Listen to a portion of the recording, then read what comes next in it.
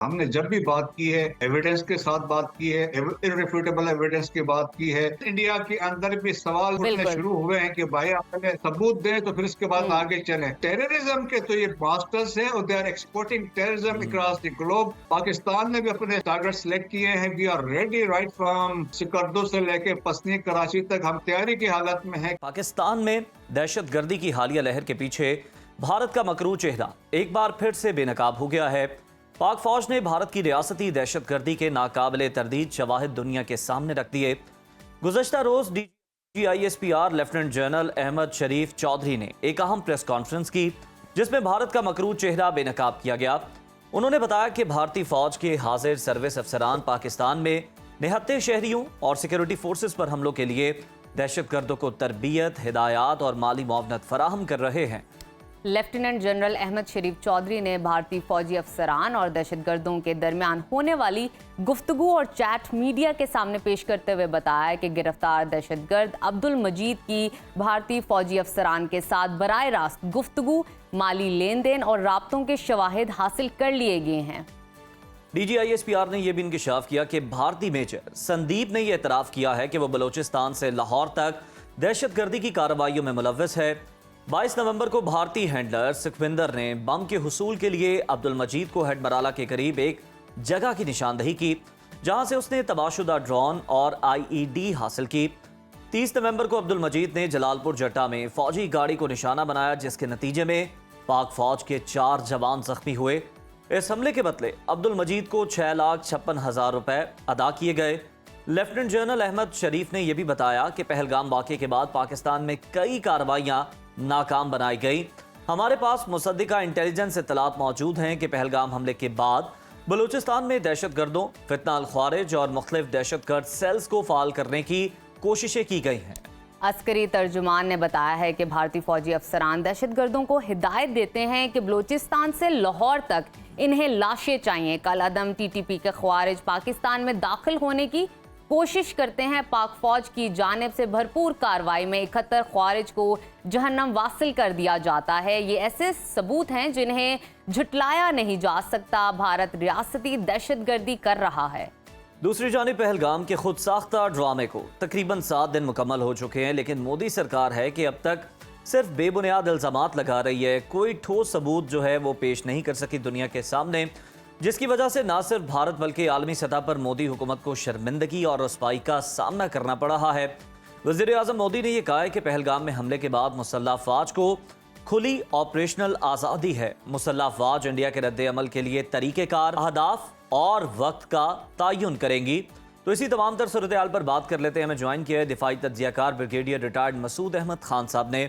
बहुत शुक्रिया मसूद साहब आपके वक्त का। सर, DGISPR ने भारत की रियासती दहशतगर्दी के जो नाकाबिले तरदीद शवाहिद पेश किए हैं, ये ब्रीफिंग अगर हम देखें तो सिफारती और आलमी सतह पर कितनी अहमियत की हामिल है?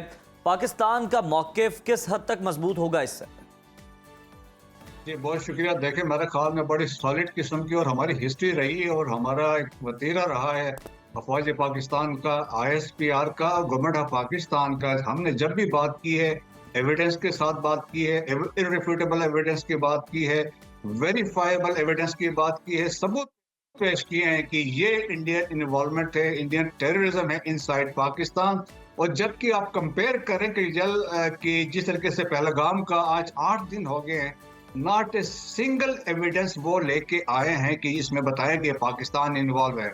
जो ब्रीफिंग उन्होंने दी 100 डिप्लोमेट्स को बुला के, उन्होंने कहा बेस्ड ऑन पास्ट पैटर्न हम समझते हैं पाकिस्तान ने कराया। अब दुनिया भर में जो कंसेंसस डेवलप हुआ है, आप देखें न्यूयॉर्क टाइम्स ने 3 आर्टिकल लिखे हैं इसके ऊपर। द इकोनॉमिस्ट का भी एडिटोरियल छपा है, उन्होंने उस पर भी कहा है कि इंडिया एविडेंस दे फिर कोई आगे एक्शन की बात करे।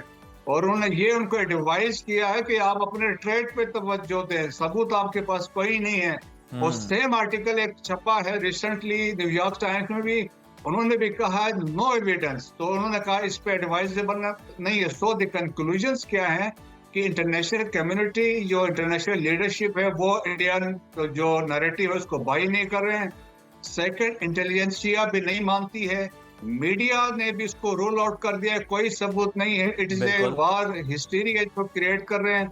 फोर्थ जो पब्लिक ओपिनियन है इंटरनेशनली, इवन इंडिया के अंदर भी सवाल उठने बिल्कुल। शुरू हुए हैं कि भाई आप पहले सबूत दें तो फिर इसके बाद आगे चलें। सो उनका नहीं है तो एक सिचुएशन एक बिल्डअप की हुई अगेंस्ट पाकिस्तान। बिल्कुल मसूद साहब, ये तो आपने बिल्कुल ठीक कहा है कि भारत के पास कोई शवाहिद नहीं है, कोई एविडेंस नहीं है, ना एलिबा है, लेकिन सिर्फ शोर मचा रहे हैं और कार्रवाई भी इनकी तरफ से हुई है।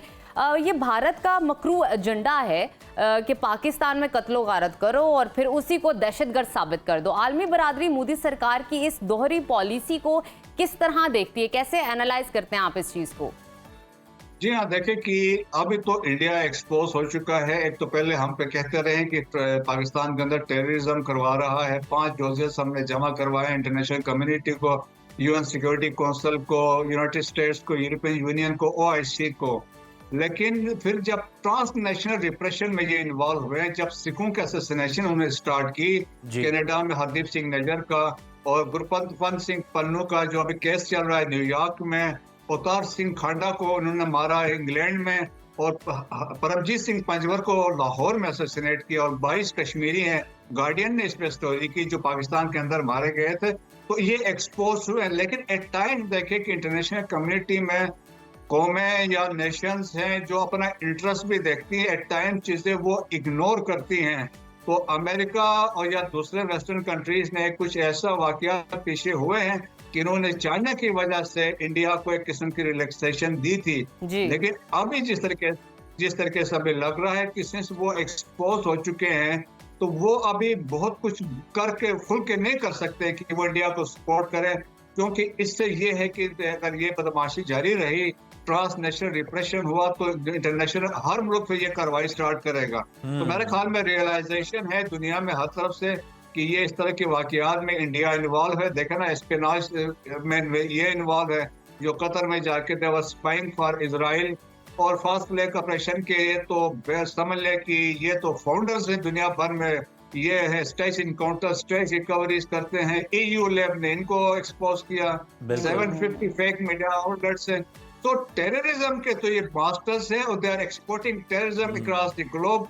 और पाकिस्तान के अंदर टेररिज्म हम सही मानों में 1950 से जब से इन्होंने ताल्लुकात एस्टेब्लिश किए विद अफगानिस्तान, और उसके बाद से दे आर यूजिंग अफगानिस्तान की सॉइल एज अगेंस्ट पाकिस्तान। और एक किताब है माय एनिमी इज एनिमी, तो वहाँ पे लिखा, उनके फॉरेन सेक्रेटरी ने कहा कि ललित मानसिंह ने कि टू काउंटर बैलेंस पाकिस्तान हमने भी started using Afghan soil to fix Pakistan, और फिर अफगानिस्तान ने इनकी भरपूर मदद जी बिल्कुल। हमने देखा भी कि जो अफगानी सरजमीन है अफगानिस्तान की, वो इस्तेमाल होती है पाकिस्तान के खिलाफ, और किसकी इमाम पर होती है पूरी दुनिया को पता है। सर, भारतीय मीडिया ये दावा कर रहा है कि पहलगाम हमले के बाद भारतीय वज़ीर आज़म ने मुसल्लह फ़ौज को खुली ऑपरेशनल आज़ादी दे दी है। विफाकी वज़ीर इत्तलात कहते हैं कि भारत अगले 24 से 36 घंटे में पाकिस्तान के खिलाफ कोई फौजी कार्रवाई कर सकता है, ये इम्कान है। क्या भारत पाकिस्तान के खिलाफ फिर किसी मुहिम जोई की गलती या हमाकत कर सकता है जो उसके साथ हुआ है माजी में? हम खुल के इंतजार कर रहे हैं, वो कब आते हैं, कैसे आते हैं, कहाँ आते हैं, हम उनको वेलकम करेंगे, आए फिर देखेंगे फिर क्या होता है। That is one thing. और सेकंड इम्पोर्टेंट ये है कि किस पॉसिबिलिटी हम रूल आउट नहीं कर सकते हैं, कुछ ना कुछ तो होगा, क्योंकि फेस सेविंग उनको चाहिए। LOC पे कुछ हो सकता है, वहाँ पे शेलिंग वगैरह हो सकती है, कोई अक्रॉस कोई इनकर्जन की कोशिश होगी, या इसमें सर्जिकल स्ट्राइक के ड्रामे ये पास में भी बहुत किए हैं, उन्होंने 2016 में भी किए थे, और पठान जो बालाकोट को भी हमने देखा है। तो इस तरह की कार्रवाई हो सकती है। पाकिस्तान ने भी अपने टारगेट सेलेक्ट किए हैं। We are ready right from Skardu से लेके पसनी कराची तक, हम तैयारी की हालत में है कि हम उनको आने दें, फिर आएंगे तो जाएंगे हमारी मर्जी से।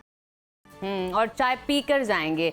मसूद साहब, आपसे जानना चाहूंगी, जैसे कि कुछ देर पहले आप तस्करा कर रहे थे कि भारत खित्ते में दहशतगर्दी बरामद करने वाला सबसे बड़ा मुल्क है, जिसके नाकाबिले तर्दीद सबूत हमारे सामने आ चुके हैं, पूरी दुनिया के सामने आ चुके हैं। क्या आलमी बरादरी इखलाकी जिम्मेदारी का मुजाहिरा करते हुए भारत को रियासती दहशतगर्द करार देगी? आपको क्या लगता है? जी हाँ, देखें कि जिस तरीके से कनाडा ने स्टैंड लिया, जस्टिन ट्रूडो ने स्टैंड लिया, उस वक्त 5 आइस कंट्रीज आपको याद हो, उन्होंने मिलकर स्टैंड लिया, क्योंकि उन्होंने इंटेलिजेंस शेयर किया था, इंडियन इन्वॉल्वमेंट को कंफर्म किया था। लेकिन अब ये मजबूरी अब हो गई है कि अब वो इससे अपना चेहरा या पीछे नहीं हो सकते हैं। जे सैलिवन उस वक्त नेशनल सिक्योरिटी एडवाइजर थे पिछले एडमिनिस्ट्रेशन में अमेरिका में, तो he said regardless of the country we will defend our principles, हम उस पर कोई कंप्रोमाइज नहीं करेंगे, इनको इंडिया को हम एक्सपोज करेंगे। सो दे हैव आस्क्ड फॉर विकास यादव जो रा का ऑपरेटिव था जिसने निखिल गुप्ता को यूज किया टू असैसिनेट पन्नू, तो उसमें अभी है। तो मेरा ख्याल में अभी देखें ना, सोशल मीडिया का दौर है कि आपसे सवाल होंगे, आप छुप नहीं सकते। बिल्कुल सही बात है।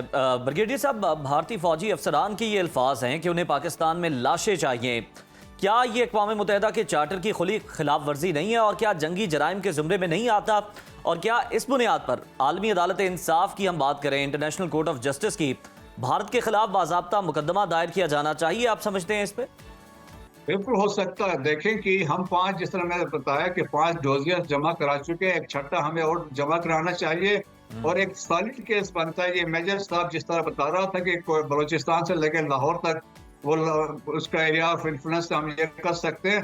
तो हम देखें कि हमने जो पिछले डोजियर्स जमा कराए उसमें बाय नेम बंदों के नाम दिए थे कि ये लोग इन्वॉल्व हैं, तो हमने कोई भी चीज़ से हवा में नहीं मारी, हमने एविडेंस के साथ दी है।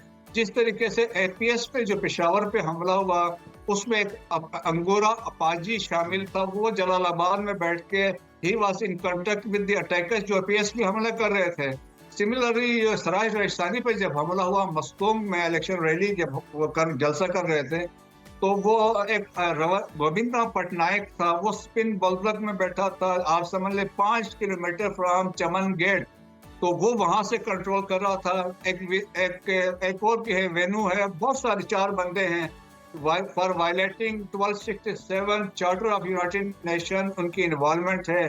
तो इंडिया देखे कि इंडिया तो अभी एक्सपोज हो, अभी देखेंगे 2018 में ये ब्रास बनी थी इंडिया में, तो इंडियन एम्बेसी में कर्नल राजेश था, $700 मिलियन लगा के उन्होंने ब्रास बनाई थी, जिसमें तमाम बलोच टेररिस्ट ऑर्गेनाइजेशन को जमा किया।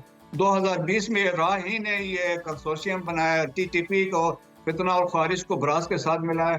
सो इट कंक्लूजन ये है, India is a state which is exporting terrorism, और वो समझते हैं कि Pakistan is the only country उनके हेजमेनिक डिजाइन्स में, अखंड भारत के कंसेप्ट में, साउथ एशिया में जो पाकिस्तान डंडा लेके खड़ा है उनके साथ।